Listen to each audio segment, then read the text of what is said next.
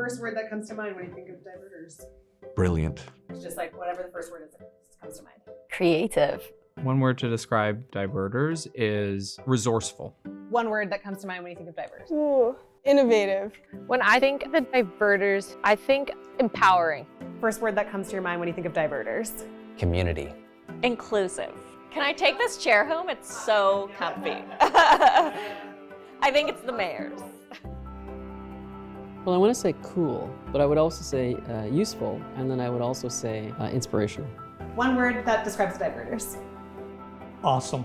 The first word that I think about, green. For me, diverters means taking it another way. First word that comes to mind when you think of diverters. Yeah, recovery.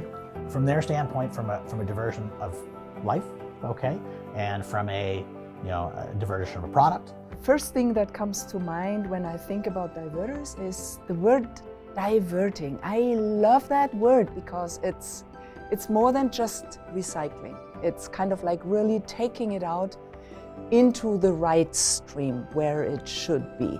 Taking this waste that would otherwise be littered in the streets or taken to the landfill, and it's putting that back into the recycling stream so that hopefully it can be repurposed. You can divert also into reuse, into repair. The diverters have no limits. Right now they are working with bottles and cans, but in the future they might be the people who come and help us divert all the stuff we have sitting in our basement. Not just plastic, but food waste. Coffee cup waste in particular. Computer chips, for example.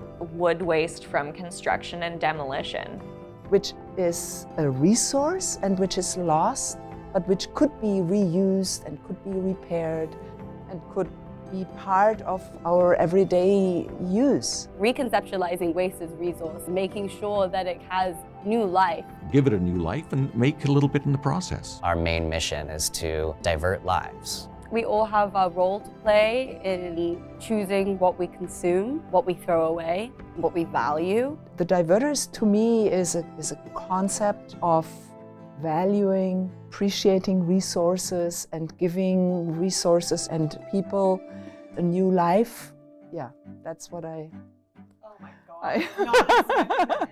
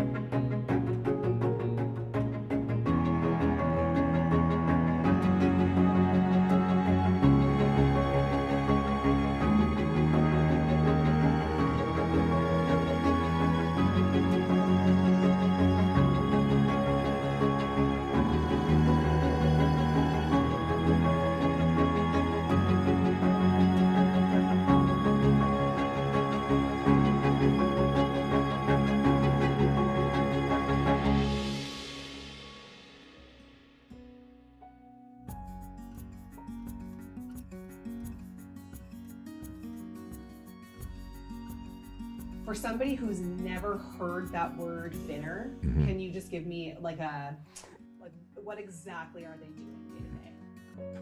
Binners are individuals who choose to work on their own terms at their own times and go out into the community, into any sort of a bin that may have some returnables, something that they can get money for, and begin to collect. A binner is someone who collects cans and bottles, sometimes called informal waste collectors, and they're doing that work to supplement their income or to increase their livelihood.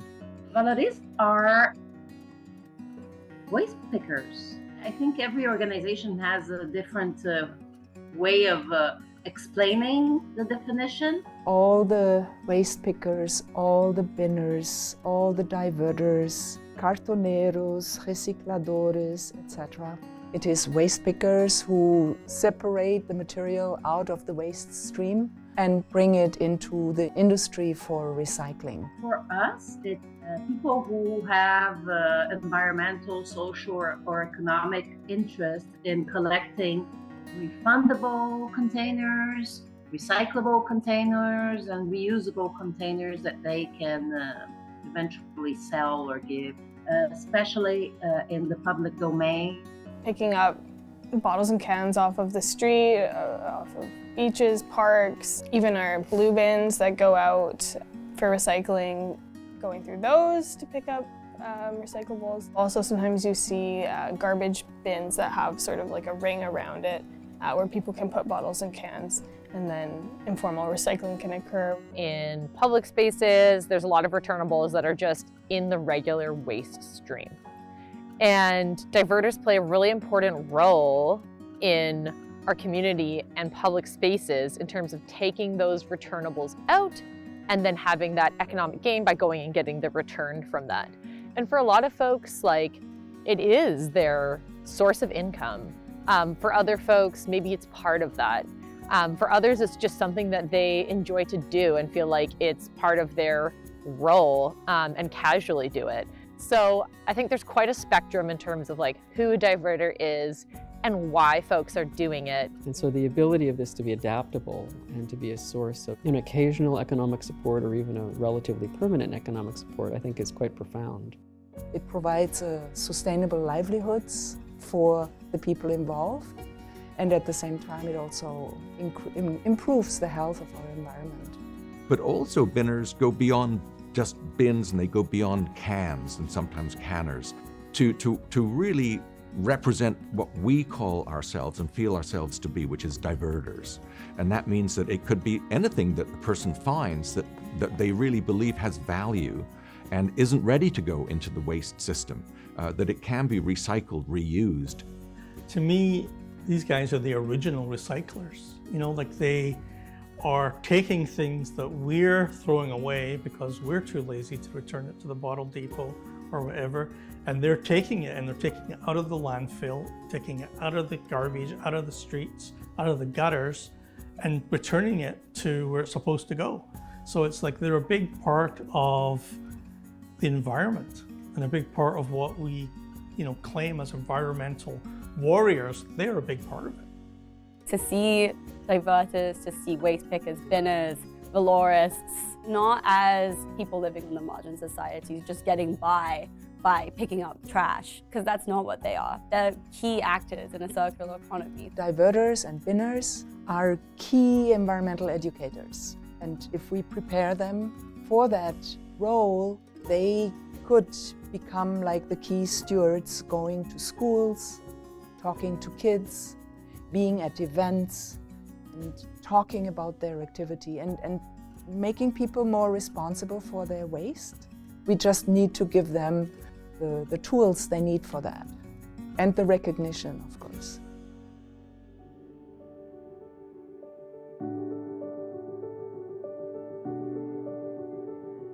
Why don't we start by, if you just introduce yourself and talk a bit about how you got involved with the foundation. My name is Jutta Gutberlet, and I'm one of the members of the board of the Diverters Foundation here in Victoria. My name is Alyssa Savage. I am a board member for the Diverters Foundation, but also a volunteer in whatever capacity is needed. My name's Jeremy Ball, and I'm currently the chair of the board. And we're a very small organization, and we have a relatively small board, but the Diverters has really been a wonderful organization to be working with in terms of deriving some personal fulfillment and seeing real change. My name is Joe. I am a master's student in geography here at University of Victoria, and I've been a board member with the Diverters Foundation for 2 or 3 years now. Funny enough, I was actually not officially a board member at first, but I just went to all the meetings and stuff. And then after a year or so, they were like, "Oh wait, Joe, you're not actually officially a board member. Do you want to be?" And I was like, "I thought I was, but okay, that's cool." Yeah, so the foundation is technically a nonprofit. Currently, we have a board, we have our staff members, and then we have diverters as well as other volunteers who want to support the foundation. So that's the current status that works for us. But the ultimate goal one day would be able to evolve into more of a co-op structure and really always having the organization being diverters driven. Programs designed by diverters, implemented by diverters, and then supported by volunteers and the board and community members who want to get involved and help the vision come to life. Fundamentally, the foundation, first and foremost, looks towards the well-being of people who are binning. And that's a very broad community. It's a community of people that have been part-time, that dip into binning for one reason or another, or do it really full-time. The diverters worked with two different groups. Both are equally important to us. One are all binners, anybody that's in that sort of place that is diverting waste in one way or another. And the second one, people that choose to become more involved, who want to actually be members of the diverters. With that group, we work more specifically to create more economic opportunity, to create ways of interacting with their community and the public. The numbers have shifted a little bit. We've got, between 1 and 2 dozen regular members, involved members. Many of the people that we serve are not members. And so in that regard, we've got 50 to 100 people minimum that we support. Again, there's a fluctuation that happens. What also happens is people in the broader binning community are drawn as they see successes and sometimes, money being put into the genes of members to become more involved. This is a good thing because you get to choose the degree to which you want to be involved, right?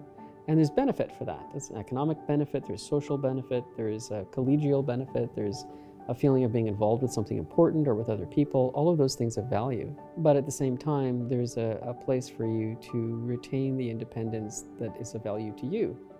There's a capacity for you to appear more conventional to the degree you wish to do so. And at the same time, also provide a really important service that brings you actual benefit. Many of our members prefer to work without being involved in a business, more in the informal economy. I spoke with somebody from the Binners Project. He said, I've worked in some businesses, but it never worked out for me because I feel better off when I'm kind of my own boss and I'm doing the work the way I want to get it done. There are a whole bunch of people that prefer to work in the informal economy and to do it their way. And kudos to them. We want to do everything we can to support that. So the point of having this sort of formal structure and being a nonprofit and potentially one day a co-op in the future, it's really to provide an entity so that diverters can have an organization that they're part of. But when you give it this organizational name and structure, it provides the opportunity to maybe partner with the city of Victoria or to apply for grants and funds. So giving it this entity really allows the foundation to go out and find opportunities for diverters or to get them more resources. But again, it's really diverter driven, bringing their vision to life. One kind of dichotomy that we look at is the formal and informal. We often see informal livelihoods or informal systems as very individual efforts. They could be a little bit fragmented, they don't have consistency, but mainly they don't have access to the pool of resources that formal systems have access to. A more streamlined communication channel with government or policymakers. So the Diverters Foundation is, I think, a really awesome way to formalize the informal. I would love to see the foundation be more solidly owned by diverters and by binners so that it can be as formal or informal as they want. Bringing diverters to the table and having government and business be willing to have those conversations with them and acknowledge their expertise is really key. To co-design a public policy together with the diverters where they get carved out an important role in waste management. In a perfect dream world, we would see an organization that's a co-op structure where diverters are making decisions in terms of what programs they want, implementing those programs. It's like working with cities, maybe who knows, even provincial governments, having contracts to do waste diversion on larger scales and really playing that role in community in a more formally contracted way. That would be amazing. That would be the dream. So maybe if you want to talk a bit about that sort of creation of the Diverters Foundation, what was the history there, working with Binner's project, and then how did it kind of come here? Well, it first started with a couple of individuals in Victoria reaching out to the Binners in Vancouver and sort of saying, we love what you're doing, would love for something here. And at that point, the Binners project reached out to Our Place Society and sort of said, we've got a couple of people that are interested. The core of it was to create a survey to find out whether there was a need and what differences might have existed between Vancouver and Victoria. One of the major differences is that we don't have back alleys, or very few of them. So the Binners hook and things like that don't work for us. So my name is Sean Miles, and I'm the director of Binners Project. The Binners Project is a charitable social enterprise based in Vancouver's downtown east side. The mission of Binners Project is to increase opportunities for Binners to generate income, as well as to destigmatize the work of Binners. The Binners Project supported the creation of the Diverters Foundation. First, we did a needs assessment, and that was really focused on this idea of seeing what the needs were of diverters in that community as opposed to what might be the needs of Binners in the community that we were working with, and recognizing as a grassroots organization that we can't come in and dictate what might be what they need. So that was where it started, and what the result was is the Diverters Foundation. The Victoria Foundation contributed a small sum to actually do the actual survey. And at that point, the Binners Project found a student from UVic who was working closely with UTA. 50 plus Binners filled out the survey. We identified from the survey that there was an absolute need, and that was the beginning of the next stage in our life. I work at UVic as a geography professor, and I have been working with resource diversion throughout different countries for many, many years. I started in 2005 working with waste pickers in the Global South, and then I noticed that there are similar activities being performed here in our city as well, in Victoria. So in 2008, we started doing some research here. We did a needs assessment, and out of that project, different activities emerged as well. We did a participatory video project with diverters or Binners. We introduced a couple of tent trailers amongst the Binners because some of them are homeless. During the day, they use the trailer to collect bottles and cans, and at night they could unfold it and add a space to sleep. It was a temporary solution, of course, but we did that to draw the attention of the contribution Binners are doing in terms of diverting these materials from landfill into the circular economy. We were very fortunate in Our Place, essentially becoming an incubator for us in Victoria. I'm Grant McKenzie, and I'm the Director of Communications for Our Place. I kind of look at Our Place as a sanctuary for people who are struggling on the street, and people who are struggling who are housed as well. So our big thing is we serve like upwards of 1,400 meals a day, and that's to people who are living on the streets, but also people who are precariously housed, so people who are having to decide between meals and rent. They'll come into Our Place, they'll get a nice home-cooked meal, and we also have access to medical help.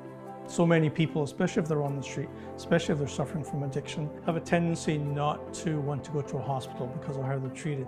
So we bring those professionals down to meet people where they're at. So to me, it's a sanctuary and a place of hope for people that don't have a lot of either. The Binners project had kind of approached Victoria, trying to see if they could start up a similar program. I was very excited about it. For so many of the people that I interview that are on the street, I mean, binning or diverting the cans is how they get through the day. You know, not only does it give them a purpose to get up in the morning, but it gives them a wage. And so having that organized was quite exciting to me. We were quite involved early on in getting people involved in this program. I designed the logo for the Diverters that we managed to get onto some hats and t-shirts to give, the people who are involved in the program that sense of identity. It's been quite exciting to see it grow and evolve and morph into what it is today.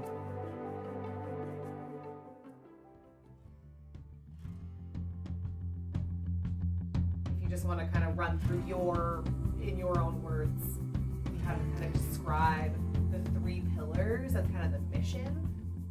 The Diverters Foundation has like 3 pillars to address. The first one is to divert from the environment into the circular economy, and through that it improves the livelihoods of the people involved in the activity, and it generates an income, provides opportunities also for social development of the people involved. The Diverters Foundation operates on what we call a triple bottom line, which is that economic benefit to the binners, as well as the social inclusion, those opportunities for them to feel engaged in the community, and then the environmental impact. Environmentally, it's cleaning up, our public spaces. Economically, it's income for the binners and diverters. It's income that they can use to support themselves and their livelihoods. And then socially, it's income that's staying in the community. It's local. It's going to see a direct impact.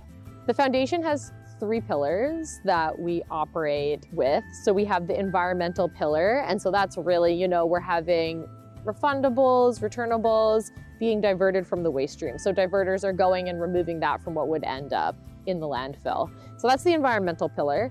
And then we also have the economic pillar, which is returning refundable containers. It provides an income, a source of income for folks, and also being hired to work at community events and do the waste diversion at those events. So that's also providing economic opportunities for diverters. So really anything to provide money directly into the genes of diverters. That's the second pillar of the foundation. And then lastly, we have the social pillar. Everyone can have their own definition for social, but really it's building community between diverters and building that social network and strength in people coming together that are doing the same activities, wanting to advocate for themselves, and also wanting to work together to do this work that's so important to our communities. Beyond just the diverter community, it's really making these social connections with the greater public and those who we all share these spaces with, who we all should be aware of the work that these individuals are doing, and addressing the stigma around binning, waste picking,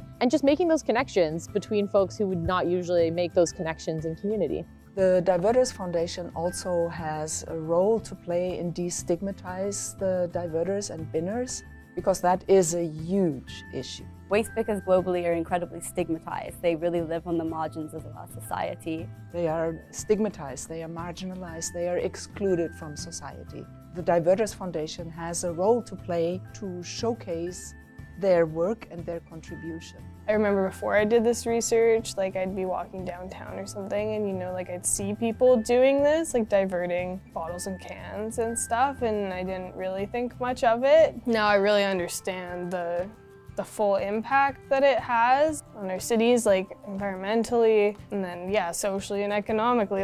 To have that whole range of benefits, it's really cool to see. This really comes down to the whole piece around destigmatization and the work that we try to do around that. One of the reasons the events are really beneficial is because it enables diverters to interact with people in the community and to help people in the community to learn more about diversion, because nobody knows it better than the binners. I mean, they know everything about it. The diverters are expert in knowing how to recycle, teaching people's habits on how to live their lives more sustainably. I've seen this firsthand. I can remember an example where there was a father and a daughter, I believe, that was interacting with the diverter, and the diverter and the daughter were having a great conversation about how to recycle properly, and it had left the dad behind. It was just a wonderful thing because, number one, it just reinforced that for whole families, from younger to older, that they're all part of the same community. I think there's a real benefit to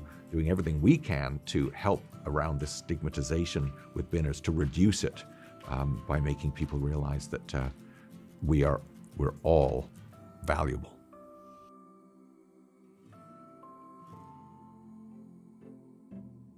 There's a few things that have worked and some that haven't. So what do you feel like have been some really, important projects that have come out of the foundation existing?